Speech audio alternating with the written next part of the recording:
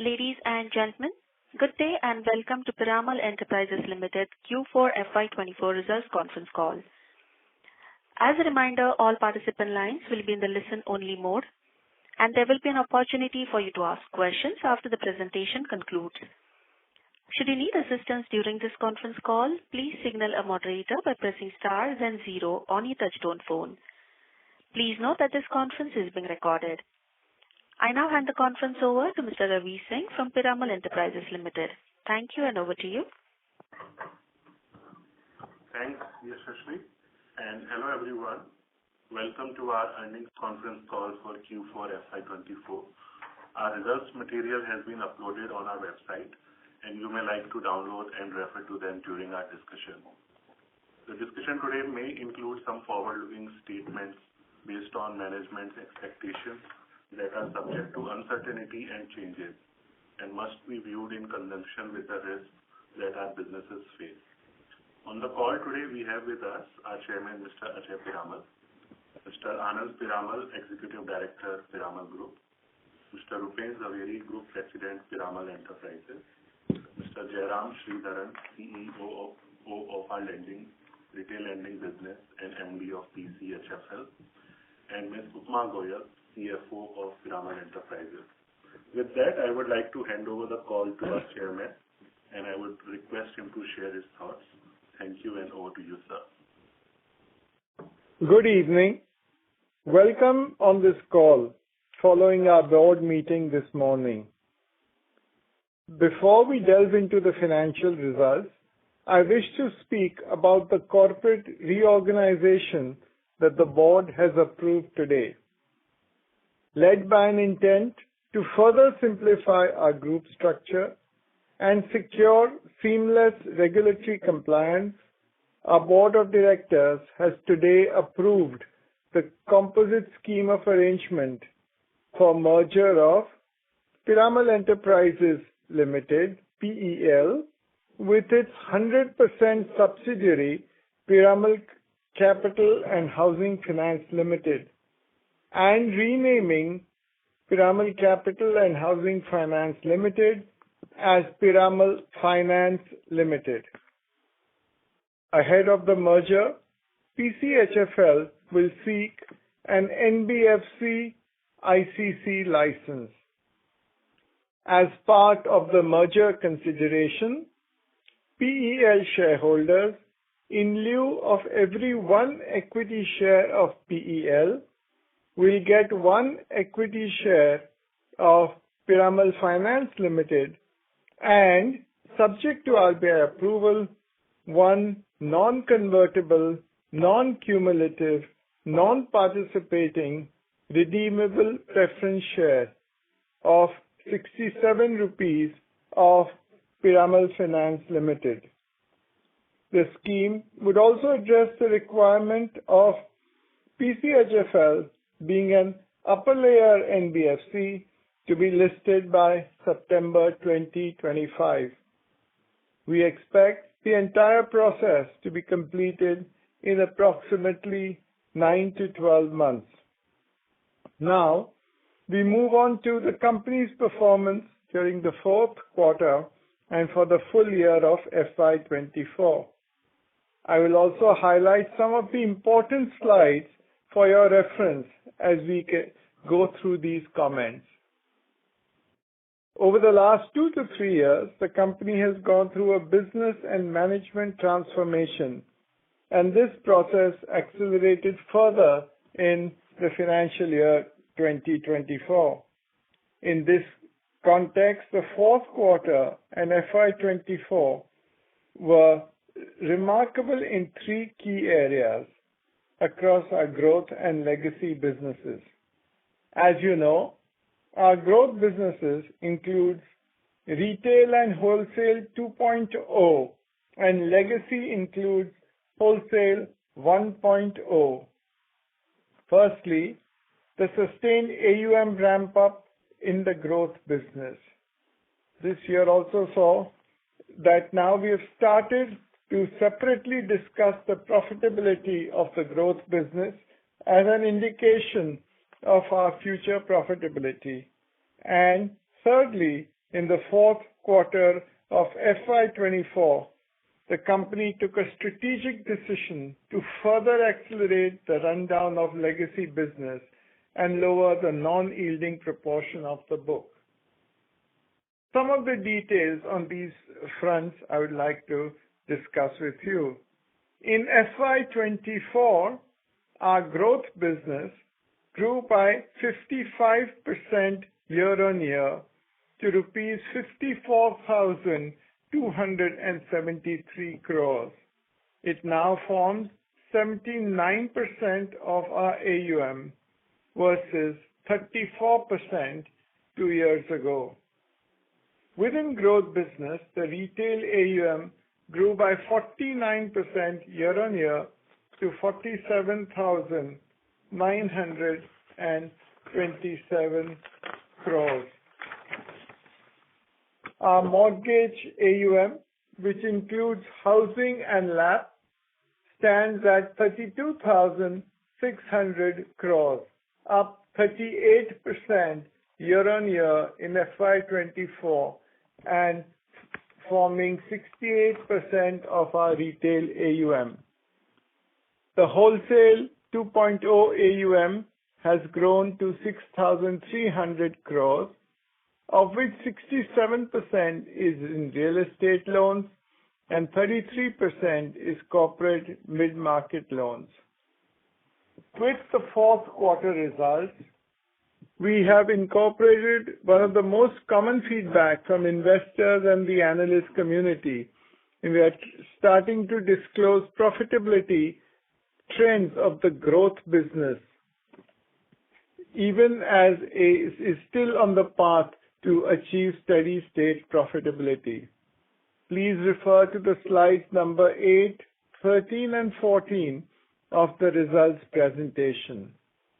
In the growth business, we reported FY24 PBT of 1,044 crores versus 751 crores in FY23.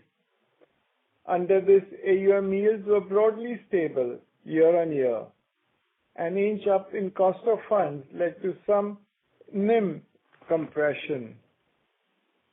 However, with fee income scaling up and OPEX ratios moderating, the PPOP to AUM was stable year-on-year at 3.3%.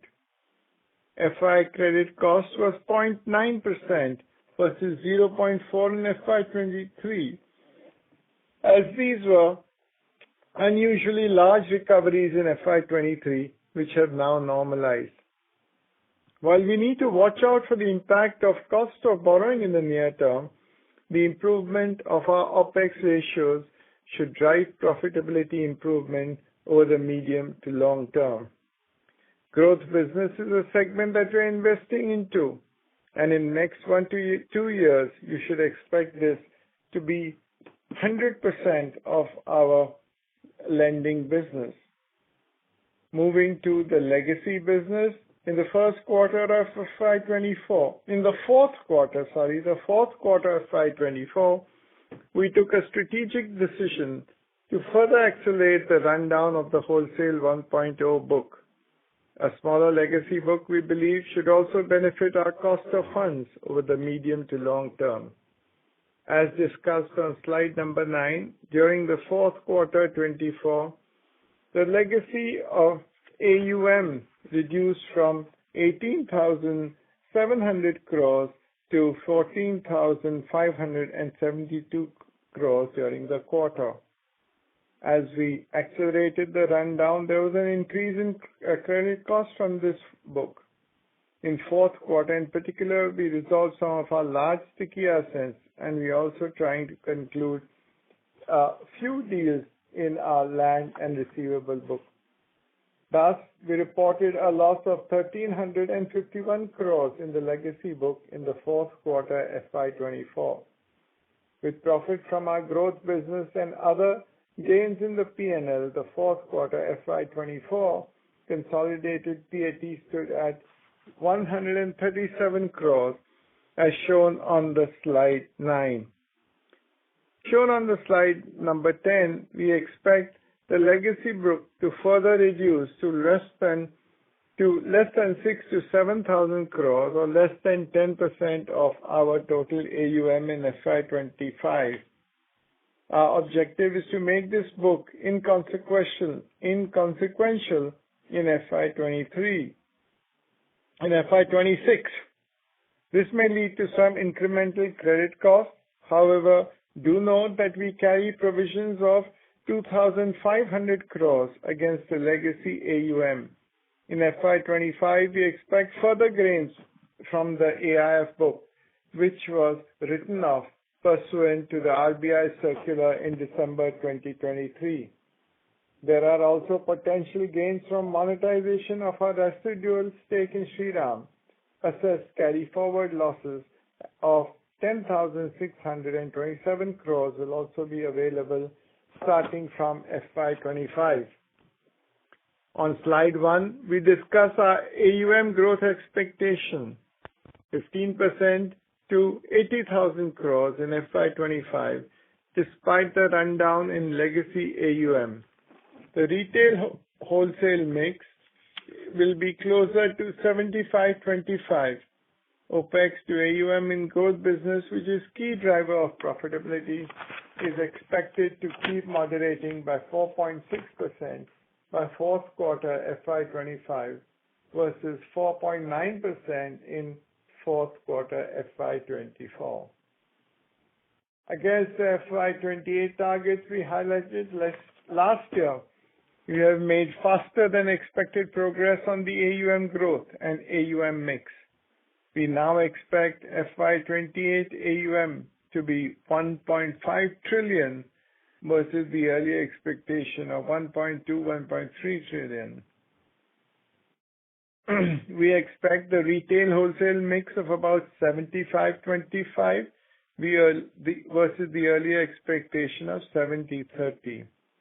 Our steady state ROA target is unchanged to 3.5% in FY24. However, the assessed carry forward losses of 10,600 crores will now be available over many years and provide an upward potential in ROA and PAT. Finally, I would like to thank investors and analysts for all the feedback and patient support we have received during a difficult journey of transformation in the last 2 to 3 years. In the last stretch of this journey, I am encouraged by the solidifying performances of our new businesses and the confidence that overhang of our legacy challenges should largely disappear this year. With these comments, I now hand over to Jairam Yashupma to discuss some business-specific highlights. Thank you. Thank you, Chairman. This is Jairam here. I will walk through the business performance both in retail lending and in wholesale lending. Yash is unavailable today due to some external circumstances. Let me start with some commentary on the retail lending business. In the financial year just concluded, AUM of the retail business grew 49% year-on-year to 48,927 crores. Our disbursements during the course of the year stood at 28,555 crores, a growth of 55% year-on-year. Our flagship business continues to remain mortgages, comprising our housing loans business and our LAP business. Mortgages grew 38% year-on-year to 32,612 crores, and this now forms 68% of our retail AUM. If I could point you to slide 27 in our investor presentation, you will see the performance of our mortgage business on this slide. The book continues to experience very strong asset quality with declining delinquency ratios and a low 90 DPD today of 0.2% across both housing and LAP businesses.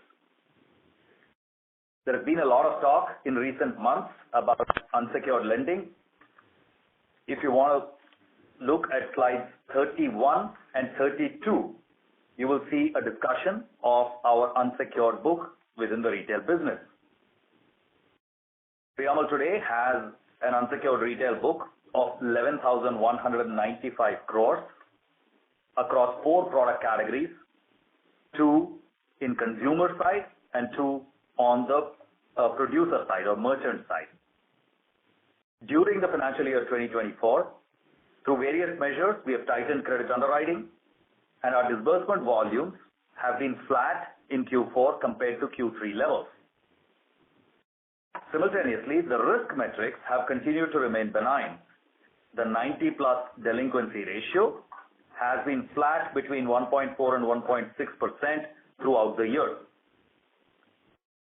On the digital part of the business, 90% of our loan disbursements come through credit-protected partnerships as opposed to own balance sheet risk partnerships.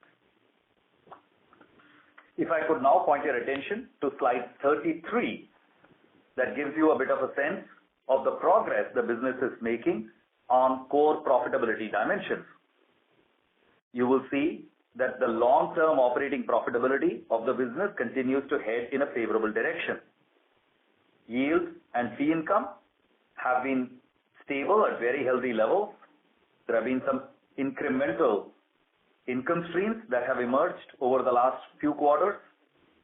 And OPEX ratio, which we have mentioned in the past, is going to be the core of how profitability gets to steady state, end state levels. You see it gradually moderating from the high of 6.5% in the fourth quarter last year to 5.3% on a full AUM basis and 5.5% on an on-balance sheet AUM basis in fourth quarter of this year. One important point to note is that on an overall profitability basis, the retail business had a strong tailwind from POSI book and the recoveries there in financial year 23. As you will see on page 8 on the credit cost dimension, where we had a lot of recoveries coming from POSI last year in FY23. In FY24, that tailwind reduced. So POSI became a progressively smaller part of our AUM and a smaller part of the profit generation within the growth business.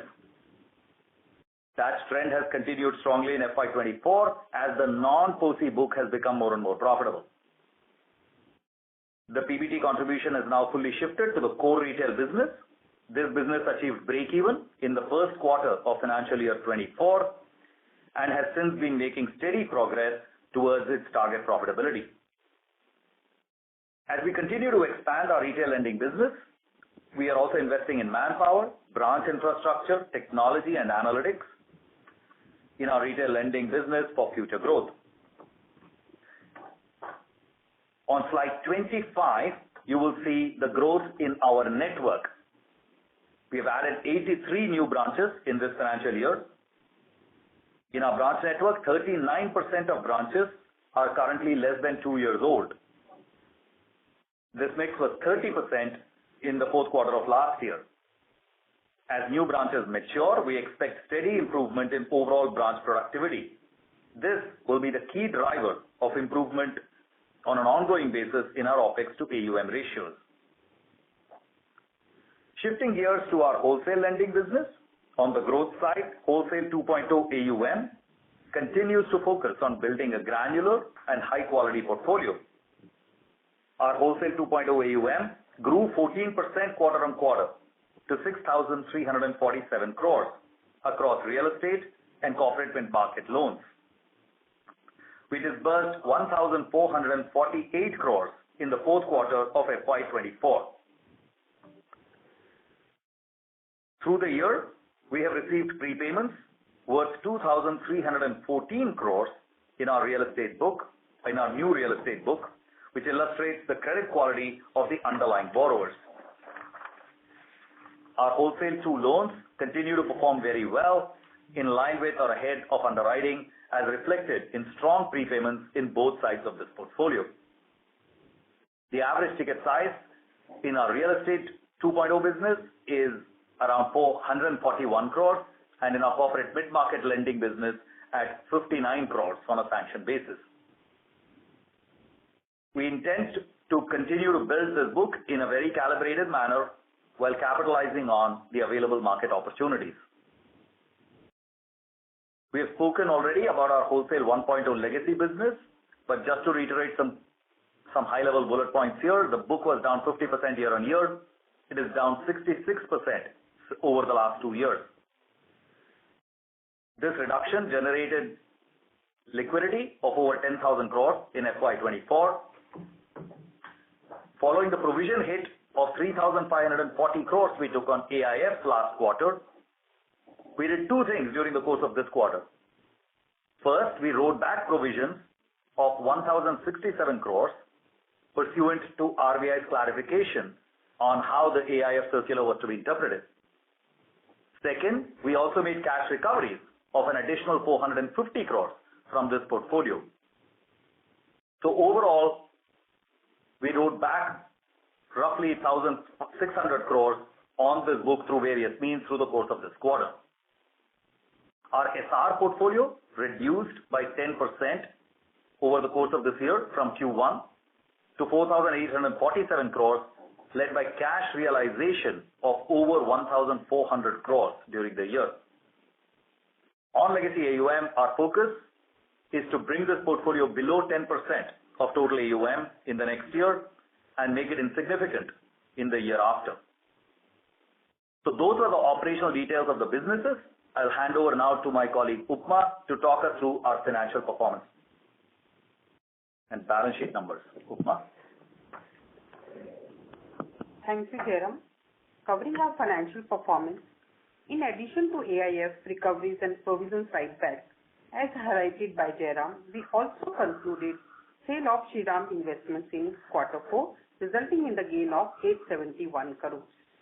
The company received an income tax assessment order for FY21-22, wherein it has been allowed an assessed carry-forward loss of 10,627 crores.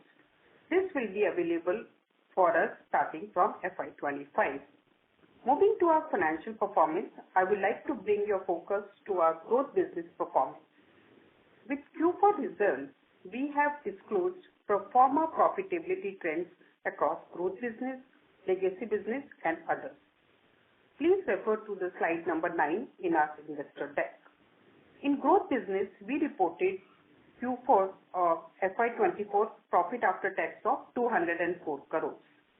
Legacy business reported a loss after tax of 1,351 crores in Q4, which includes AIF related gain of 1,135 crores net of taxes.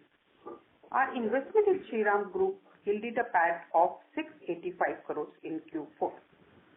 Balance other businesses yielded a PAT of 599 crores, led by tax write-back and one-off DTA and tax credit of 640 crores. Thus, total Q4 FY24 PAT stood at 137 crores. Annual FY24 loss after tax stood at 1,684 crores, impacted by the net AIF provision of 2,473 crores over Q3 and Q4 FY24. Our GNP ratio was flat quarter on quarter at 2.4%, and NNPA ratio declined 30 basis points quarter on quarter to 0.8%. Our net worth stood at 26,557 crores with capital adequacy at 25.6% on consolidated balance sheet. On liability management side, there was an increase of 20 basis points quarter on quarter in our cost of borrowing, and our overall cost of borrowing stood at 8.9%, led by system-wide increase in bank MCLR. We continue to focus on diversifying our borrowing mix, including securitization. Our fixed floating rate debt mix improved to 50-50, and we'll continue to see further improvement over coming quarters. Our ALM is well matched with positive gaps across all buckets. With these comments, I would like to open the floor for questions. Thank you. Thank you very much. We will now begin the question and answer session. Anyone who wishes to ask a question may press star and one on the touchtone telephone. If you wish to remove yourself from the question queue, you may press star and two. Participants are requested to use handsets while asking a question. Ladies and gentlemen, we will wait for a moment while the question queue assembles. We'll take our first question from the line of Avinash Singh from Emkay Global. Please go ahead. Yeah, thanks.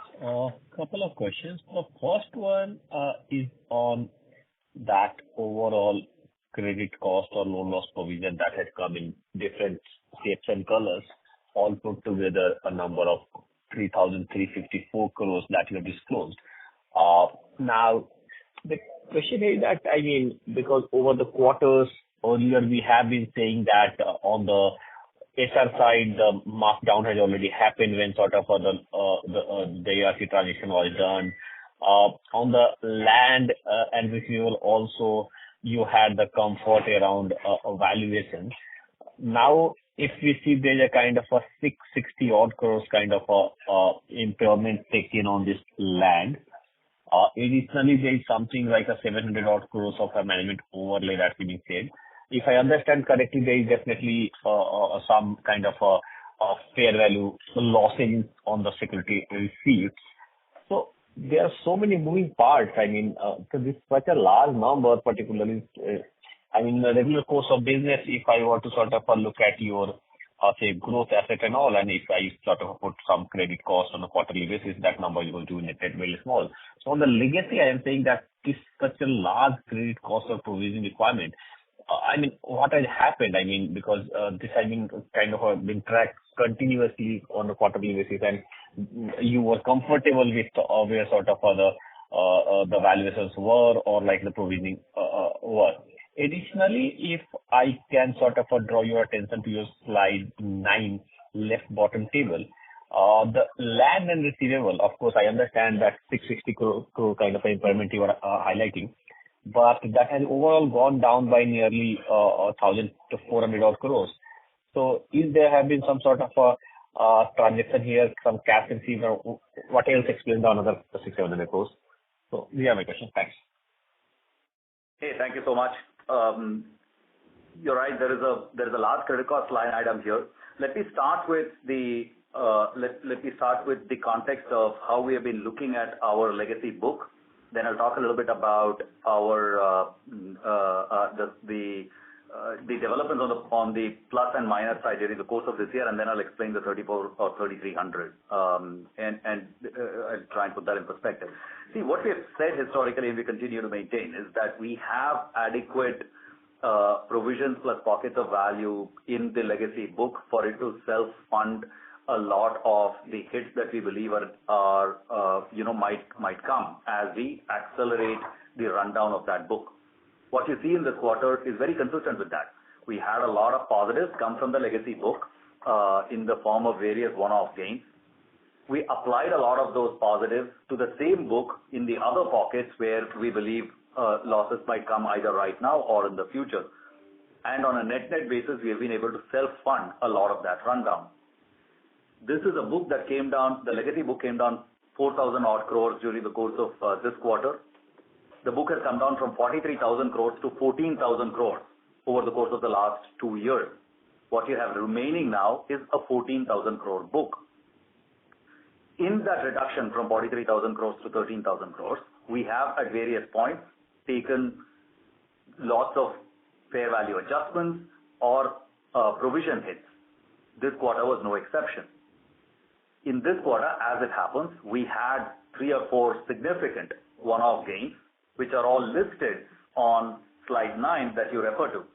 On the same slide 9, on the top right, you see the big positives that we got during the course of this quarter. We had the big Shriram gains, we had the AIF provision write-backs, we had the incremental recoveries coming from AIF, and we had some tax-related gains. All of that was adding up to some fairly substantial amount. All of this came from old legacy businesses and investments that we have made. What we've chosen to do is to apply a lot of that back towards accelerated rundown of our legacy book. there are 3 or 4 big things that have happened, actually 3 big things that have happened in the legacy book from a provisioning perspective, which basically contributes almost the entirety of the 3,300 crores of provisions. The first, as you rightly pointed out, is about 1,400 crores of fair value markdown in some of the receivables and other non-earning assets that we have. That's about 1,400 crores of markdown that we have done. Some part of it is some transactions that have fructified or are on the way to fructification. The others are us just doing our annual fair value markdowns. So together we have taken a 1,400 crore markdown on those non-earning assets and reduced that value. The second is other large and very chunky assets in which were already in stage 2 and stage 3 of our legacy book. In that, we have taken those accounts into one-time settlements and closed some of them, taking the appropriate levels of provisions. That is about 1,000 crores. And the third point, again, you mentioned this, is about a 700 crores of management overlay that we have voluntarily taken and added to the stage 1 part of the legacy book. We have added it to stage 1, but it's actually available for the entire book. We added it to stage 1 because that's where technically we could add it. But we have taken a provisioning buffer of a little over 700 crores towards future rundown acceleration of the legacy book. So those are the 3 big things that have happened. Stage 2, stage 3 assets being taken to write off and one-time settled, little over 1,000 crores. Receivables and other non-earning assets, about 1,400 crores, and 700 crores of judgmental sort of management overlay to increase provision buffer in the legacy book. Between that's about 3,000 crores, a little over 3,300 crores of costs that we have taken in that book. So what?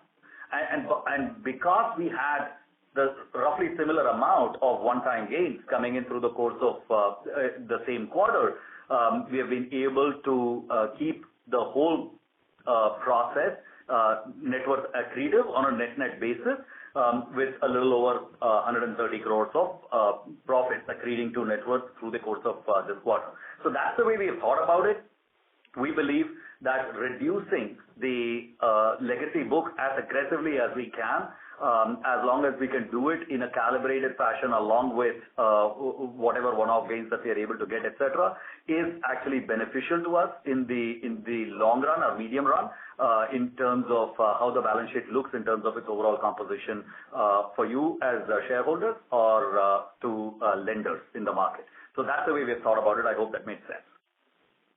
Yeah, thanks, Jairam. I mean, for a very elaborate answer. What again, so sort of I would add, there is a bit of, I would say, the difference between my understanding and what sort of you're saying. I totally get your point when you said that you had one-off gains and that's why you chose to provide these things. But that is a bit inconsistent when you say that the legacy book is self-funding, because here what I see that yes, I mean you have been able to provide all that from the gains, but then the RAM investment gains and all, they were not part of legacy, because then there is a sort of an inconsistency that in future you might have, I mean if this kind of a trend continues, then in future you might have to provide again something again. You still have certain I would say non-strategic but investment. So here what I can see, that the same slide 9, that legacy, yes, the AIF reversal and recovery from AIF is a part of it, that wholesale book, certainly.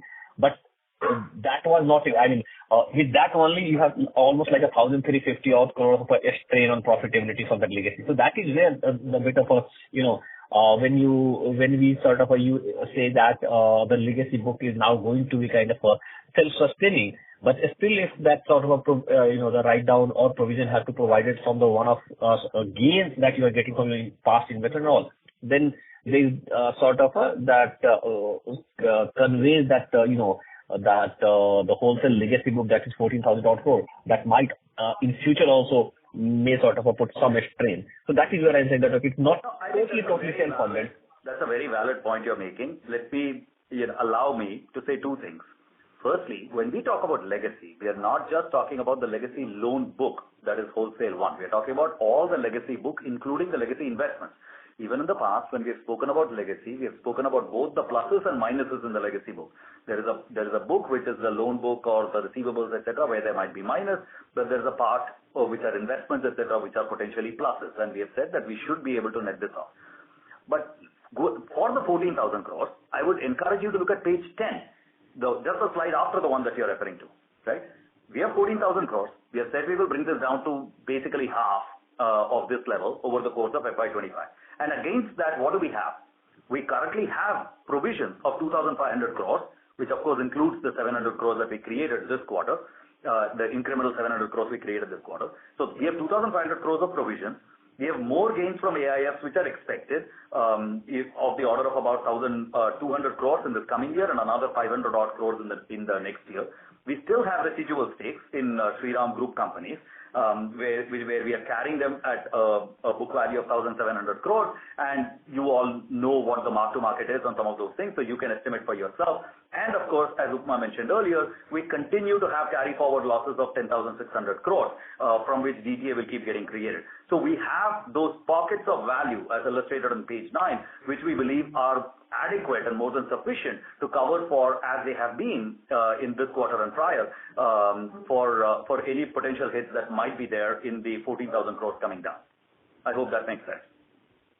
Yeah. And lastly, this 1,962 crores of land and receivable. Can you sort of help that, a large part, maybe, or say 50, 60, 80, whatever percentage, is situated in how many assets? I mean, is it like a 1-2 piece, large piece of land that is where most of the value is sitting, or it's like many more? Most of the value is sitting in 4 assets. But we can give you more details on it if you reach out to our IR team. We'll be able to talk more, more about it as well. But almost all of the value is in 4 assets. Okay. Thanks. Thank you. We'll take our next question from the line of Abhijit Tibrewal from Motilal Oswal. Please go ahead. Yeah, thank you and good evening, everyone. Hi, sir. From an intent perspective, I would appreciate the fact that we are kind of looking to run down the legacy book. Somewhere there is an acknowledgement that running down the legacy AUM is in the better interests of the company and your shareholders. But just wanted to understand, we have run down the legacy AUM by 4,100 crores in this quarter, and against that, if I kind of read this right, we have ended up taking somewhere around 3,000 crores of loss or credit charge, which is essentially almost 1,400 crores of loss that you have reported from the legacy AUM. Another 1,100 crores of AIF provision write-backs and 500 crores of AIF recoveries. So to run down a book by 4,200 crores, it has taken us almost 3,000 crores, if I'm reading this right. Then to run down another 7,000 crores in the next financial year is what we have guided to bring it down from 14,000 crores to 6,000 to 7,000 crores. I mean, can it take a proportionate credit charge, despite all the potential P&L items from the legacy businesses that you talked about, provisions, carrying the gains from AIF, residual stake in Shriram businesses, and the carry forward losses? Yeah, so Abhijit, 2 parts to the answer. Oh, actually 3 parts. First, on your math, right, of how much it has cost us to actually run down cost that 4,500 odd crores of rundown during the course of this quarter. I would say, obviously the receivables and kind of all the non-earning asset stuff, roughly 1,400 crores that you should take as cost, and about 1,000 crores of some of the chunkier assets as doing OTS, etc. Those you should consider. So roughly 2,400 crores you should consider. The rest of it, about 750 odd crores, is voluntarily we have added, provisions. So you shouldn't consider that cost of rundown, right? So, but let's take 2,000. Little under 2,400 crores or thereabouts, right? As the cost of running 4,500 crores. That has been the case in this quarter. But look at that's kind of factual point. My second point to add to that is, if you look at a larger duration, right? You look at a duration of the last 2 years. what has happened over this last 2 years and how much provisions has the company ended up taking. And all those numbers are with you. You can actually take a look. The company had this legacy book of 43,000 crores. It has come down to 14,000 crores. So the book has come down by roughly 30,000 crores. And you've seen the total credit costs that have come in through this period. If you do that calculation, you will find that the hits that the company has eventually ended up taking, the loss given default, has been of the order of 30%. Right? You've taken a little over 9,000 crores to bring down the book by 30,000 crores over this period. So it is the loss through the period has been about 30%. Now, this particular quarter has been a little bit higher. But that will happen. Like in some quarters will be a little bit higher, and some quarters will be a little bit lower. And this quarter, of course, we have also done some voluntary stuff of taking some accelerated hits and fair value hits. But historically, to bring from 43 to 14, we have incurred an LGD of close to 30%.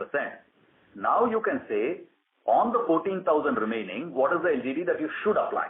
That's your call. As an analyst, I'm sure you'll have your own opinion on what the appropriate LGD should be on that, and you can apply that LGD. What we have shown on page 10 is what are the pockets of value that you should net off against that. And we have got the 2,500 crores of provisions, the roughly 1,700 crores from AIF, all the Shriram gains on top of that, and all the DTA that can be created from 10,600 crores of carry forward losses. You can make your own assessment of what the net of all of this looks like. I will also point out as a final comment that the net worth of the company is 26,500 crores as of today. We have a capital adequacy of 25.5%. So whatever LGD you apply on 14,000, you subtract from that whatever the value pockets are that are shown on page 10. If the number ends up still being a positive number, that you feel that net still there is going to be some positive numbers, you net that off against 26,500 crores and take a look at what our capital adequacy is going to be. That's the kind of argument I'd like to offer you. Got it. This is useful. I mean, the only thing I was kind of trying to drive is when typically, others have tried to run down their wholesale book in the past. They often say that the lower hanging fruits are kind of disposed of first and the chunkier and the difficult ones kind of get disposed of later. That is the only thing basically I was kind of trying to understand here. The second question that I had... Sorry, there is some merit to what you're saying. There's one piece though that I would draw your attention to, which is that if you look at the composition of the legacy book that remains right now, right? If you look at that same page 9, numbers, right? And in that, you see that there are some there are loans which are basically 4,000 crores. There is security receipts, 3,000 crores, land which we have just marked down, and AIF where we know it's more upside than anything else. You look at those and you can take your own call on what the LGD in each of those pockets might potentially look like. Our argument is things like AIF, there is largely upside. Land, we have just done such a significant sort of markdown. SR, we are saying we have already peaked. We are reducing SR value, and all the deals that we have done so far have been accretive to the book value on SR and have actually not lost us money. You will see us run down SRs in the coming few quarters as well, so you should take a look at that. What remains is basically the loan book, the stage 1 loan book, and the stage 1 loan book, of course, we just took a 700 crore additional provision there, etc. But in that stage 1 loan book, one other point that I'd draw your attention to is that there are only two accounts, which are more than 500 crores of value in stage 1, which means the past, which has the most chunky assets. Actually, our situation has been different from some of the arguments that you make, that the difficult assets are the last ones to get out. Some of our most difficult assets are actually out.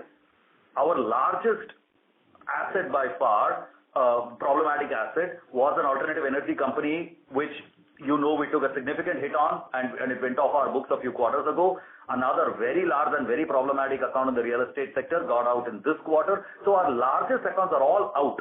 What we have now are much smaller accounts. So this is a little bit different from some of the cases that you see generally, where the most problematic assets are actually left behind. Yeah, I think this is useful. The second question that I had, Jairam, was on how we are thinking about retail growth. I mean, I am sure you'll acknowledge that we are no longer a small size, even in terms of retail AUM. So last year we grew at 49% year-over-year. I remember Mr. Chairman kind of guided that you're looking to close FY25 at, I think, 80,000 crore, including the rundown that we see in the legacy AUM. So, I mean, is this kind of growth in the retail book at this size kind of comforting for you? And maybe another question, so that I don't have to come back.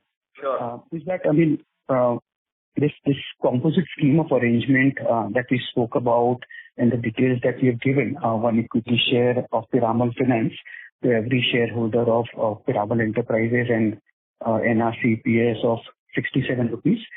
Just wanted to understand, after this scheme of arrangement where the parent merges into the subsidiary, will Piramal Finance, the new entity or the merged entity, have any subsidiaries?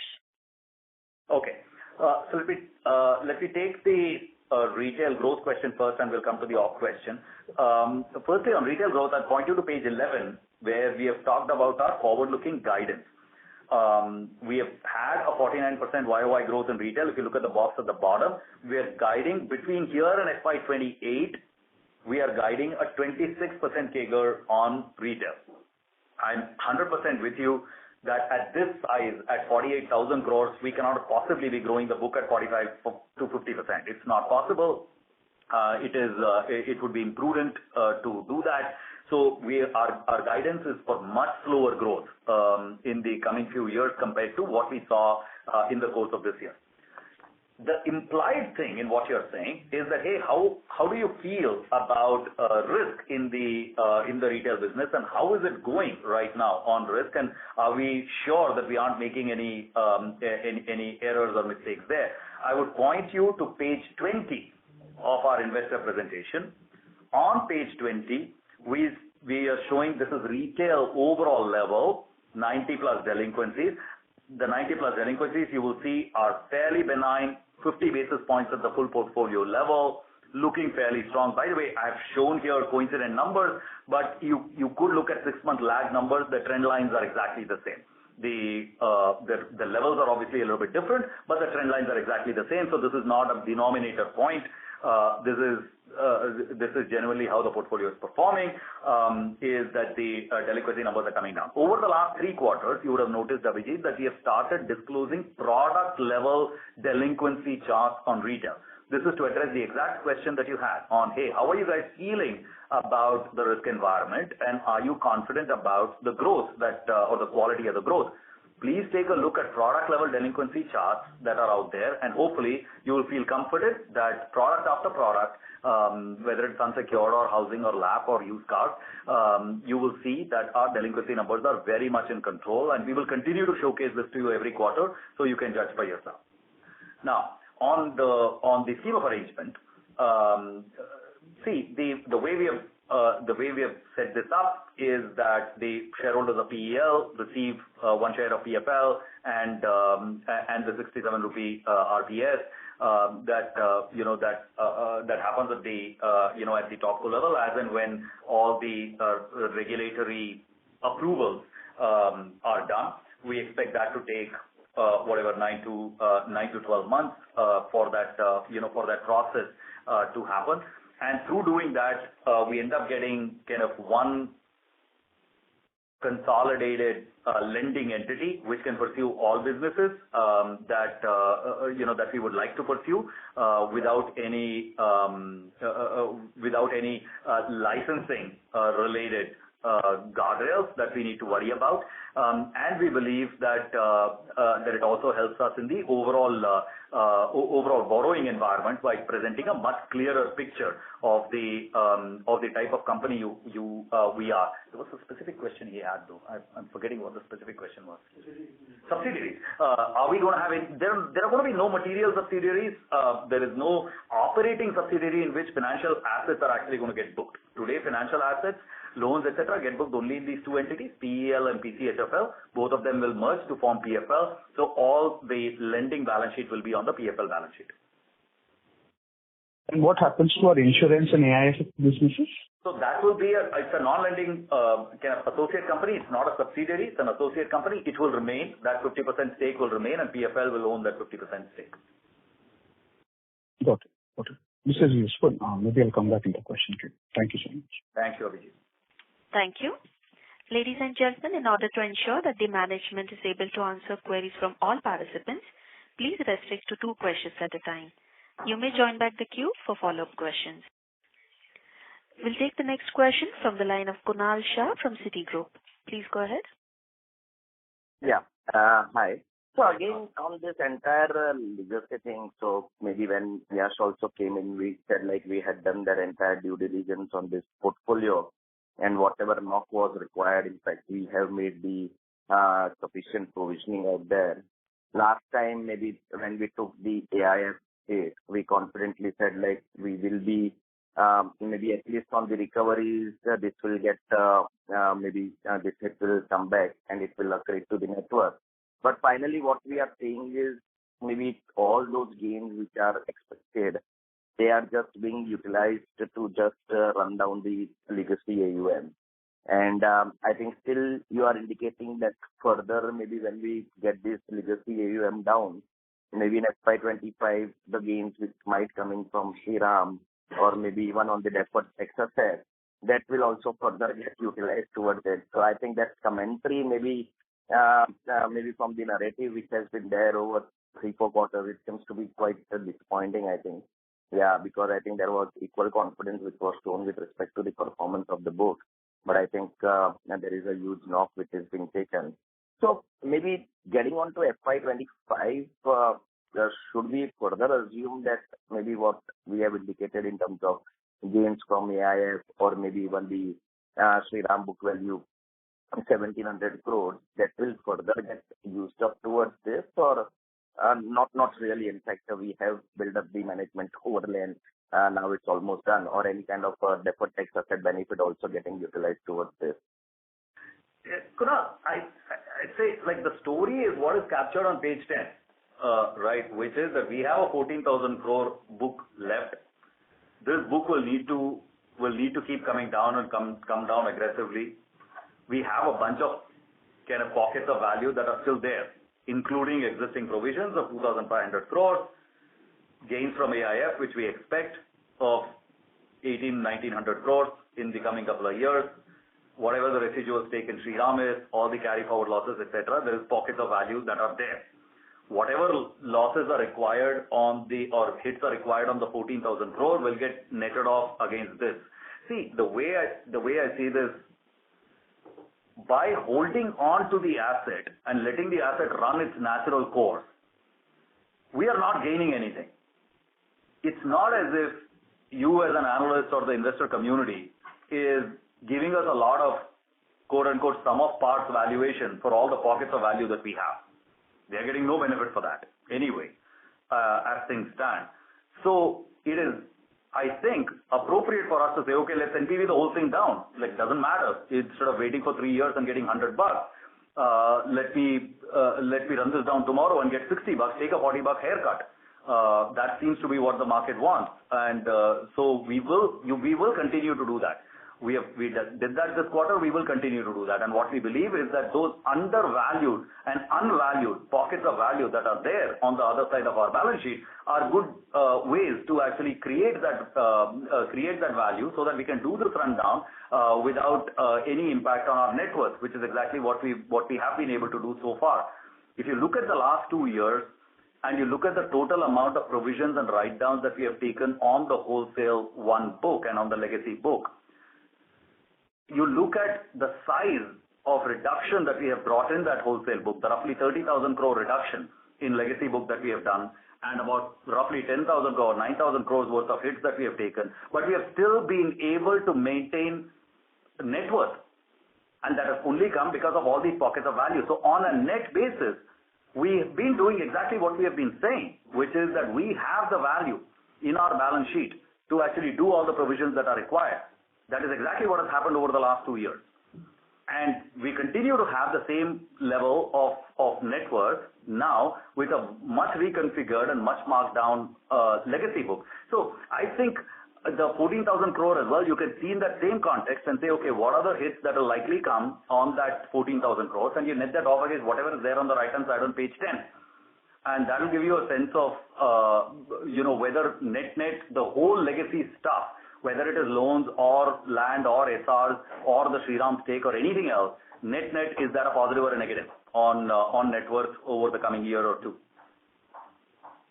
No, so that's what again, maybe on this 14,000, the way we look at it, say 2,500 existing provisions, AIF 1,800 odd crores, another 1,700 odd crores of Shriram gains.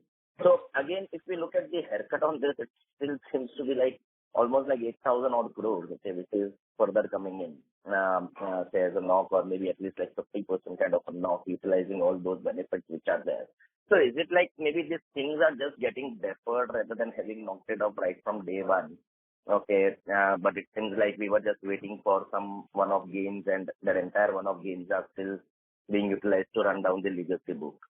See, there will be a little bit of the latter of what you said, which is that opportunistically you've got to be careful about taking some of the write downs in such a way that that you're able to align that to the extent possible with whenever gains emerge in the balance sheet. We can't over-engineer this, but to some extent you will see a little bit of that happening. The question the question I will revert to, Kunal, is on 14,000 crores, what is the LGD that you should expect? Given that going from 43,000 crores to 14,000 crores, we have had an LGD of close to 30% so far, demonstrated. Yeah. Right. So we have had an LGD of 30% so far. You can figure out to your satisfaction what is the LGD that you will expect on 14,500. Apply it and net that off against whatever is there on the right-hand side of page 10. Got it. And lastly, in terms of this entire merger, okay, so again, because I think whenever there has been some kind of a corporate event, there have been a lot of one-offs which have come through. Okay, so maybe again with this large, maybe consolidation again happening, be it with respect to either tax or maybe some creation of reserves or anything which could be there, or it could be like a plain merger. And again, in terms of the maybe housing finance, maybe would with respect to the RBI's approval, is it expected to come through very easily as an NBFC, or maybe we see any kind of challenges out there? See, there's no indication that we have had that there are going to be any challenges. We have been in constant touch and communication with the regulator, but at the end of the day, the regulator, we can't speak for them. So we will await their guidance on this matter. Today is when we have got our board approval, and our letter to the regulator, etc., will go out today, tomorrow. And we know and they know that we have, from a PBC standpoint, the housing finance company has been unable to meet PBC guideline as of March 31st. So basically, RBI guideline essentially says if you are unable to meet as of March 31st, 2024, you should apply for an NBFC license, which is precisely what we will do. Right, so this is just following through on explicit RBI guidance. So we will do that. We have been a fully regulated entity, the top co by RBI, the bottom co by NHB, with our audits as of last year all done and completed. So on those there is nothing specific that is that's outstanding, but we will await guidance from the regulator on timing and kind of how they would like us to proceed. We cannot speak on their behalf on this point. Sure, and no one-offs from them.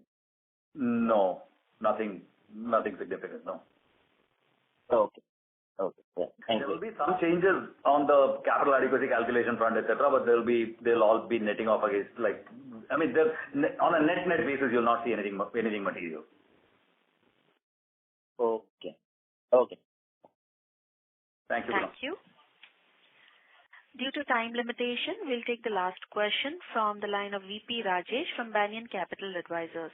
Please go ahead. Hi. Thanks for the opportunity. Just two questions. One, with respect to the merger, proposed merger, will that have any impact on the dividend policy of the company's dividend that we have been paying every year? No, the dividend philosophy of Piramal Enterprises has been very steady over the years. I don't see that changing because of any corporate reorg. So no, you shouldn't expect any changes. Okay, great. And my other question is just going back to the provision on the legacy book. You have been saying that we should make an estimate, our best estimate. But frankly, you guys are much closer to the book than we are. And since we have been negatively surprised over the last 6-8 quarters, would you say, in your best estimate, the provisions on the rest of the book will be more or less than the 30% that you have had thus far? Yeah, let me not do that. See, this is this is not the sort of thing that that either you or I are going to have a better estimate. We just need to apply our own individual judgment. We have ourselves multiple scenarios of what if this happens, what if that happens, or what if scenario C happens. And we are doing a management planning across various scenarios depending on the pace and severity at which we want to run this thing off. See, when the total book is 14,000 crores, the range of possibilities is not that high. If you say the LGD is going to be similar to the past, you're going to assume 30%. If you assume it's going to be higher, you'll assume 50%. Whatever it is you assume, or if you assume it's going to be lower, then you might assume 20%. The deltas once you net off the right-hand side of page 10, the deltas are not very much. Whatever delta, whatever number you assume, the net impact on net worth, after netting off the right-hand side of page 10 is not likely to be more than 1,000 or 2,000 crores. And remember that we have 26,500 crores of capital. So that it doesn't matter. The size has become small enough now that LGD estimations are not going to move the final outcome in terms of the legacy book valuation a whole lot, one way or the other.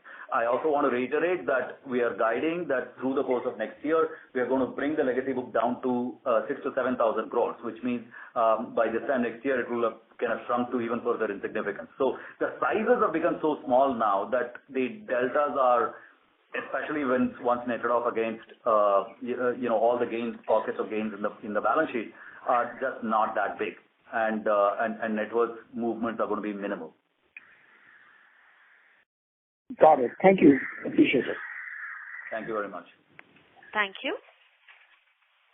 Ladies and gentlemen, that was the last question for today. I now hand the conference over to Mr. Ravi Singh for closing comments. Over to you.